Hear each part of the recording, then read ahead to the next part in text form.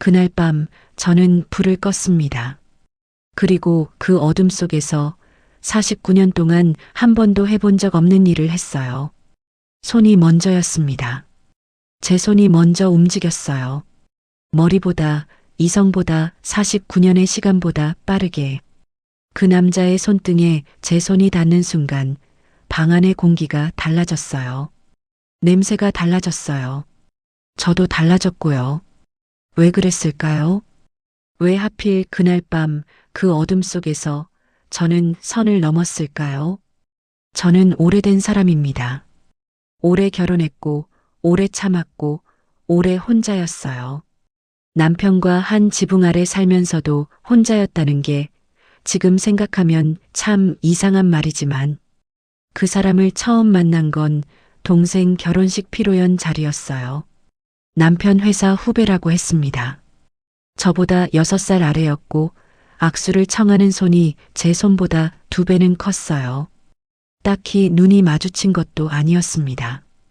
그냥 시선이 어딘가에서 겹쳤어요.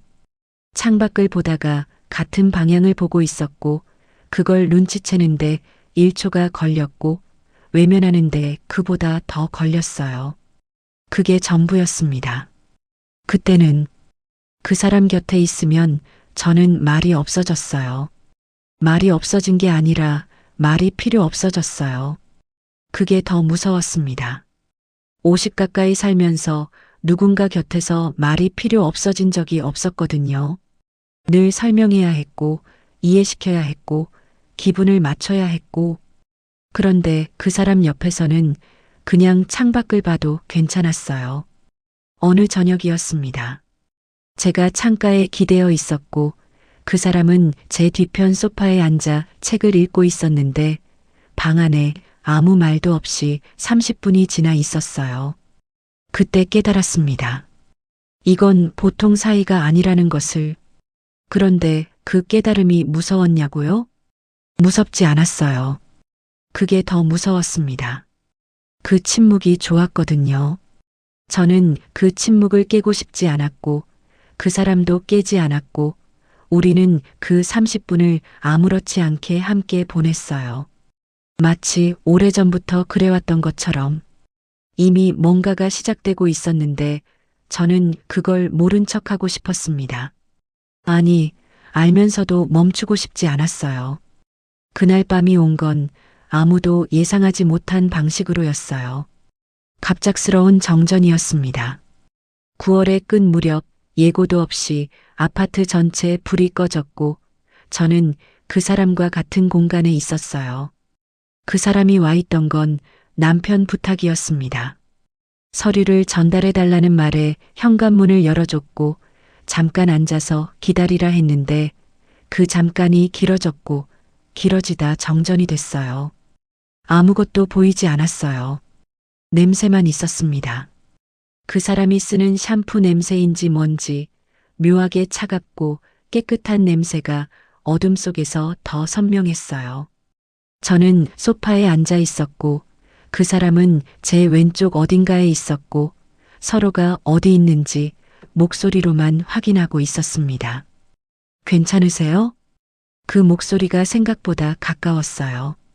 저는 대답을 못했습니다. 괜찮냐는 말에 왜 대답을 못했는지 지금도 잘 모르겠어요.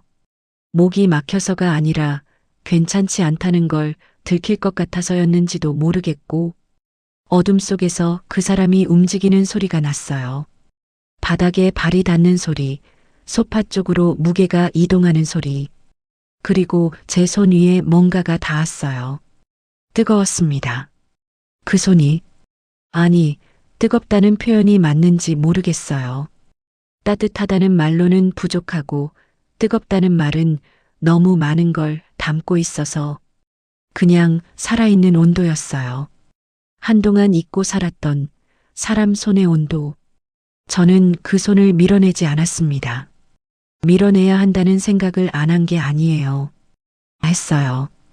분명히 했는데 손이 움직이지 않았습니다. 제 손이 말을 안 들었어요.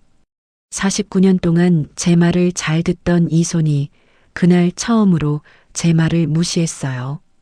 우리는 아무 말도 하지 않았습니다. 어둠이 길어질수록 그 손의 온도가 더 진해졌어요. 손가락이 천천히 제 손가락 사이로 들어왔는데 억지로가 아니었어요. 조심스럽게 물이 틈 사이로 스미듯이 그렇게 들어왔어요. 저는 숨을 참았습니다. 숨을 참고 있다는 걸 들키지 않으려고 숨을 더 참았어요. 손이 차네요. 그 말이 아주 낮고 느리게 왔어요. 제 귀 가까이에서. 저는 그 말에 뭐라고 대답했을까요? 아무 말도 안 했습니다. 그냥 손을 쥐었어요. 제가 먼저, 그 사람 손을 제가 먼저 쥐었어요. 그리고 그 순간 어둠 속에서 뭔가가 무너지는 소리가 들렸는데 그게 제 안에서 나는 소리였어요. 오래된 뭔가가 아주 조용히 부서졌습니다. 시간이 얼마나 지났는지 몰랐어요. 어둠 속에서는 시간이 다르게 흘러요. 느리고 진하고 끝이 없는 것처럼. 그 사람과 저는 그냥 앉아 있었습니다. 손을 잡은 채로 소파 위에서 아무 말도 없이. 그런데 그 침묵이 제가 살면서 들어온 그 어떤 말보다 많은 걸 담고 있었어요. 오래 이러고 싶다. 그 말이 제 입에서 나왔을 때 저는 깜짝 놀랐습니다. 생각하고 한 말이 아니었어요. 어둠이 끌어낸 말이었습니다. 빛이 있었다면 절대 못했을 말. 그 사람은 대답하지 않았어요. 대신 제 손을 한 번 더 꽉 쥐었습니다. 그 압력이 대답이었어요. 말보다 무겁고 약속보다 솔직한 대답. 저는 눈을 감았습니다. 어차피 어두운데 눈을 감는 게 이상하지만 눈을 감아야 이 순간이 더 크게 느껴질 것 같았어요.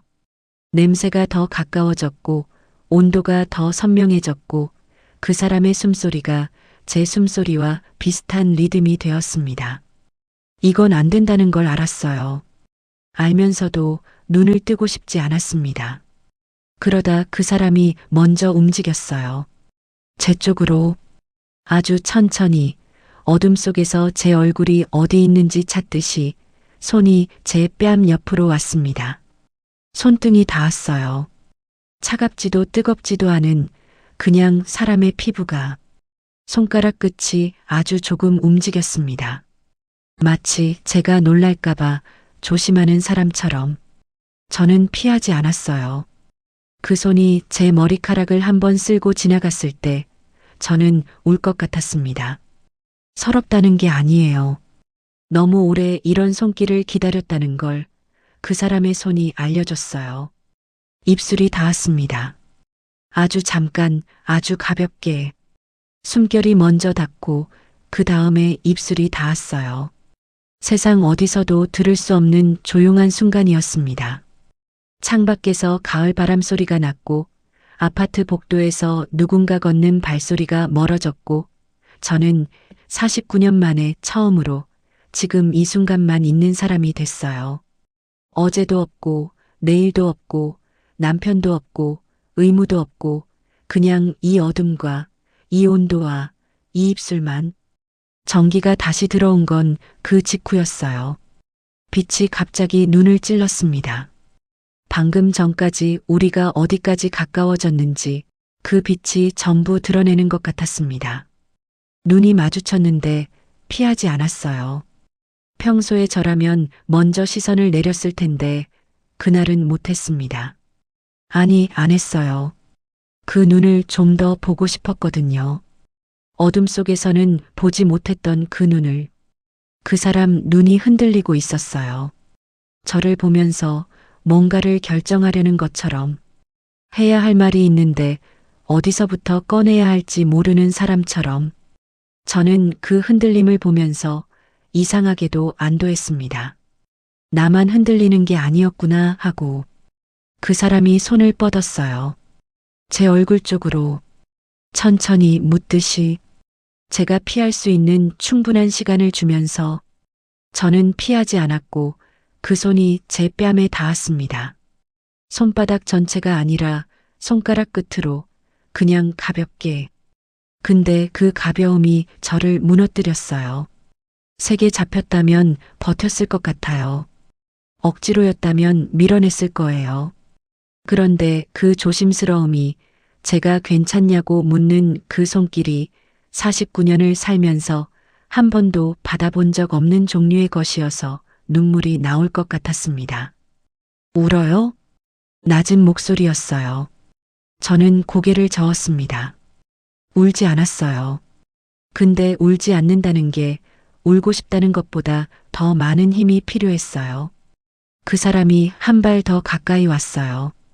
벽과 저 사이에 그 사람이 있었고 도망갈 곳이 없었는데 도망가고 싶지 않았습니다. 그 좁은 거리에서 그 사람의 체온이 느껴졌어요.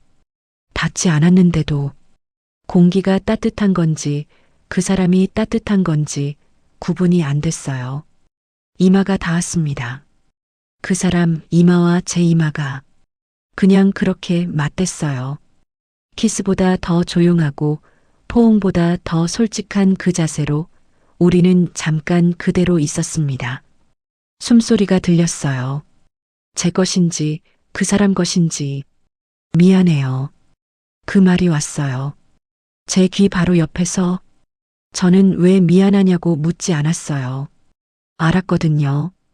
이 감정이 어디로도 갈 수 없다는 거, 그걸 알면서도 여기까지 왔다는 거, 그게 미안하다는 거. 저도 똑같이 미안했으니까요. 저도 알면서 왔으니까. 저도요. 그렇게 말했습니다. 그 두 마디가 우리가 그날 밤 나눈 가장 정직한 대화였어요. 사과이기도 했고 고백이기도 했고 작별 인사이기도 했습니다. 한꺼번에 그 사람이 천천히 멀어졌어요. 이마가 떨어졌고 온도가 사라졌고 저는 그 빈자리를 느꼈습니다. 방금까지 거기 있었는데 없어지니까 더 크게 느껴지는 그 빈자리. 문이 닫히는 소리를 들으면서 저는 생각했어요. 어떤 감정은 이름을 붙이는 순간 작아집니다. 그냥 이름 없이 그날 밤 그대로 두는 게 더 클 것 같아서 저는 지금도 그 감정에 이름을 붙이지 않았어요.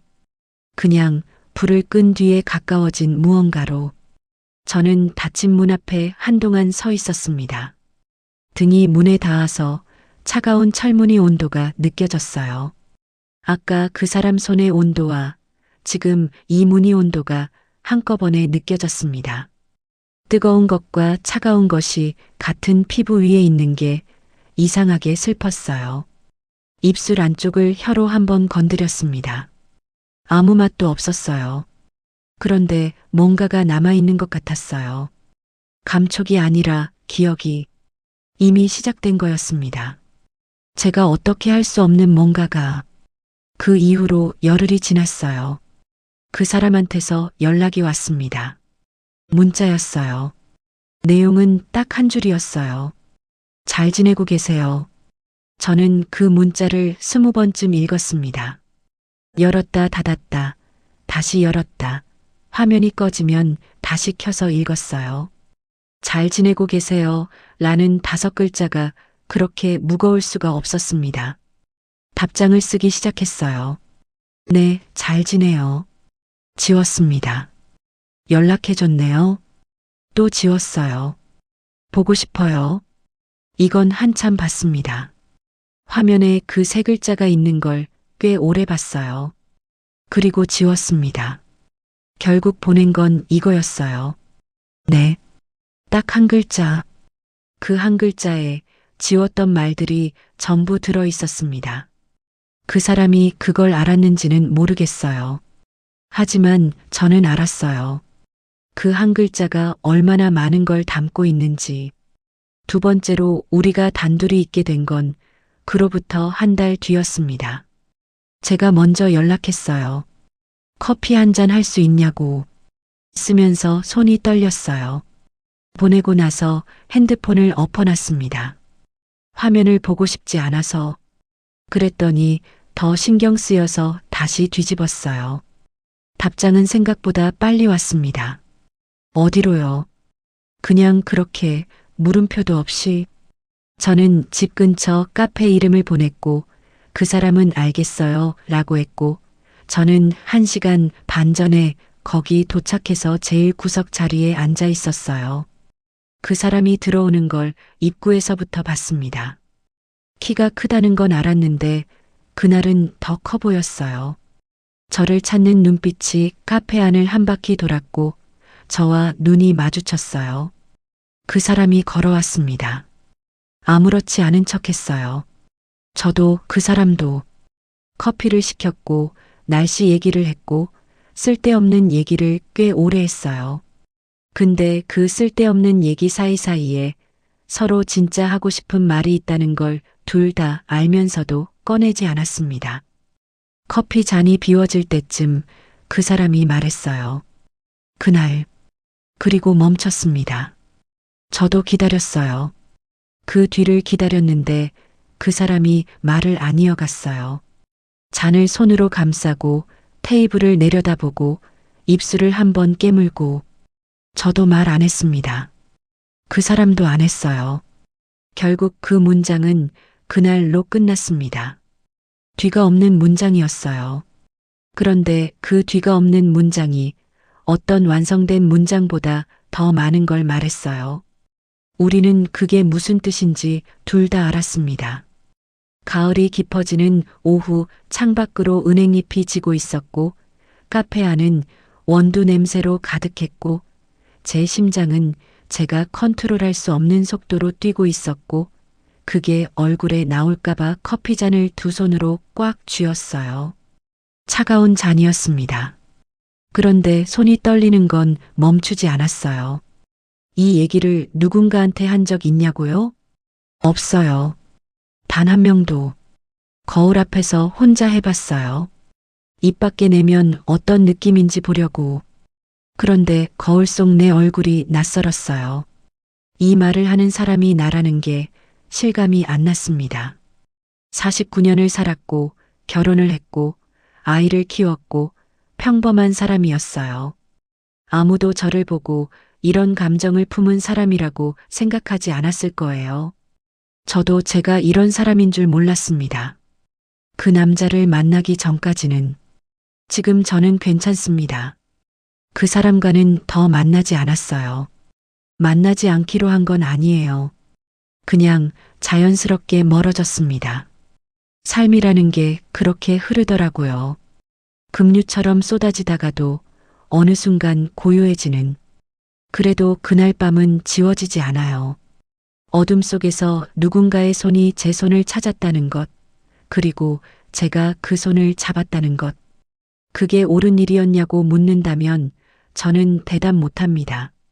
그게 행복한 일이었냐고 묻는다면 그것도 쉽게 대답 못해요. 다만 이건 알아요. 그날 밤 이후로 저는 제가 아직 살아있다는 걸 알았습니다. 감각이 있고 온도가 있고 떨림이 있는 사람이라는 걸. 오래 잊고 살았던 그 사실을 그 어둠 속에서 되찾았어요. 그걸로 충분합니다. 창밖에 지금 비가 와요. 가을비가 유리창에 부딪히는 소리를 들으면서 저는 오늘 처음으로 이 얘기를 했습니다.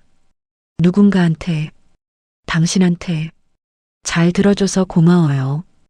혹시 제 이야기가 당신 마음 어딘가에 닿았다면 구독과 좋아요로 조용히 제게 알려주세요. 말 안 해도 돼요. 그냥 그 작은 눌림 하나가 저한테는 당신이 여기 있다는 신호가 됩니다. 다음에 또 이런 얘기 가지고 올게요. 오늘 이야기는 여기까지입니다. 시청해 주셔서 감사합니다.